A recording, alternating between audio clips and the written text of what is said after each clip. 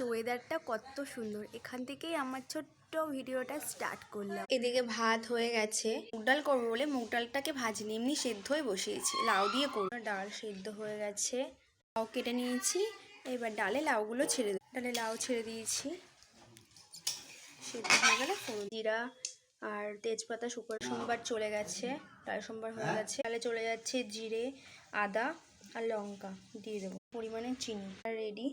এদিকে আমার আলু ভাজার জন্য তেল গরম হয়ে গেছে, আলুর মধ্যে হলুদ লবণ সব কিছু মাখিয়ে দিয়ে আলুটা ভেজে হয়ে গেছে। আর কাতলা মাছের কালিয়া করব। আমার তেল গরম হয়েছে, সব মাছ সমস্ত মাছ আমি ভালো করে ভেজে নেব। আদা জিরে লঙ্কা বাদাম রসুন পেঁয়াজ সমস্ত একবারে মশলা করে নিয়েছি। সামান্য পরিমাণে হলুদ, পরিমাণে নুন দিয়ে পরিমাণে চিনি আমি তেলের মধ্যে দিয়ে দেবো, করে কষিয়ে নেব। মশলা আমার কষাকষি হয়ে গেছে, এবার আমি জল দিয়ে দেবো। আমার ফুটে গেছে, মাছ ছেড়ে দেবো। ফুটে গেছিলো সমস্ত মাছ আমি ছেড়ে দিই। আমার রেডি গরম